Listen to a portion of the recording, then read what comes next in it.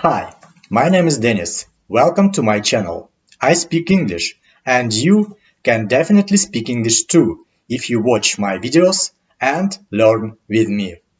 And today we are going to break down one of the most important grammar points in English language, the past simple tense. So the structure itself is very easy. The most interesting and kind of tricky thing for English learners is the past simple form of English verbs. Because, as you know, English verbs can be regular or irregular. Regular English verbs might have different endings.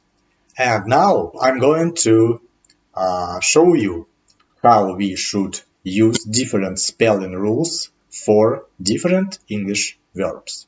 Most of regular verbs we can transform into the past simple form, just simply adding to them the ed ending.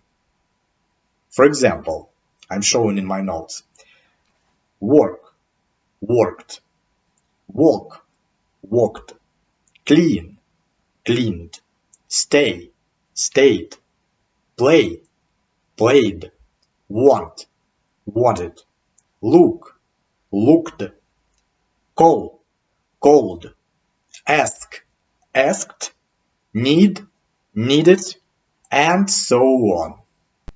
You might have heard that the pronunciation of ed ending is also different in those cases, but this is the subject for the next big lesson. So today we are gonna talk only about spelling words, not about the pronunciation of these words. So let's move on. For the regular verbs ending in a silent E, for example, like, use, die, we should add just the letter D at the end. So, for example, like becomes liked, use becomes used, die, died, close, closed, move, moved, change, changed, live, lived, believe, believed, provide, provided, include, included. Please pay attention. Let's move to the next rule. For the regular verbs that ending in a consonant plus y, consonant plus y, we should delete the last letter y and add the ending ied at the end of the verb to transform it into the past simple form. So, for example, apply, applied, hurry, hurried, carry, carried, try, tried, worry, worried, reply, replied, identify, identified, study, studied, deny, denied, satisfy, satisfied. I hope you got this rule. If you weren't, please replay this part of the video or let me know in the comments and make some questions in the comment, and I'll try to answer. So let's move on. The regular verbs with one syllable, the short verbs with one syllable that ends in consonant plus vowel, vowel plus another consonant. For example, stop, plan, feed. We should double the final consonant of the verb and add the ed ending. For example, stop, stopped, plan, planned, fit, fitted, sleep, sleeped, pop, popped, grab, grabbed, beg, begged, drag, dragged, spot, spotted, ban, banned. But there is an exception in this rule. If a verb ends in letter X or X, the letter X isn't doubling. So mix becomes mixed without double X, just with one X. And another rule, guys. Regular verbs with two or more syllables, endings at consonant plus vowel plus another consonant, but the verb has two or more syllables.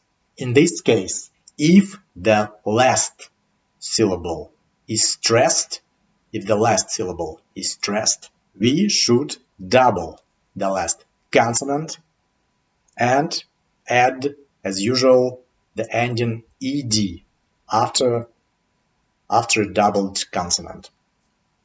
So, for example, prefer becomes preferred with two R. Admit becomes admitted with two T. Transfer becomes transferred. Control becomes controlled. And regret, for example, becomes regretted. Otherwise, if the last syllable of a verb of this type is not stressed, we just add the ed ending. For example, happen becomes happened, offer becomes offered, remember becomes remembered, consider becomes considered, develop becomes developed, suffer becomes suffered. And in this case, we shouldn't double our last consonant. For this last rule, we have some difference between British English and American English. In British English, for all verbs with two or more syllables that ending in consonant plus vowel plus L, for example, travel, cancel, modal, in past simple forms, we must double L. We have to double L in British English for any of these verbs. Travel becomes traveled with double L. Cancel becomes cancelled with double L. And modal, for example, becomes modeled with double L, regardless of the stress, regardless of the syllable that's stressed in this verb. Otherwise, in American English, all these verbs that ending in L and have two or more syllables, all these verbs follow the main stress-based rule, the previous rule for these verbs. I hope that was understandable. If you have any questions, please let me know in the comment and we will find the answer. Those were the rules for regular verbs of English language. Now we have irregular verbs, the most interesting part of the verbs. Actually, there are no specific rules for irregular verbs. No rules, guys. I'm sorry, I don't know why, but that's just history of English language. So we just have to remember, we just have to learn the past simple form and past participle form for irregular verbs. Just a few examples of regular verbs, and I have to say that the most frequently used, the most common verbs of English language are irregular.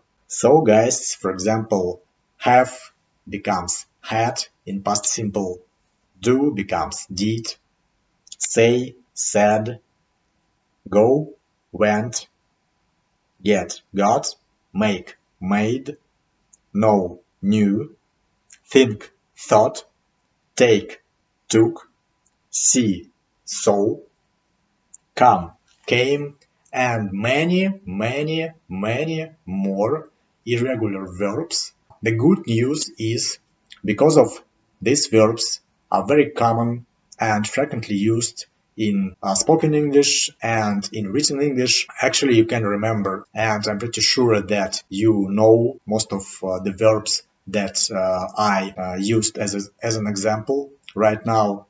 So, over time, you can use it in your speech and in your writing. Just let you some time for remembering. You can see my other lessons about English grammar points and many more. So, thank you very much for watching and bye bye for now.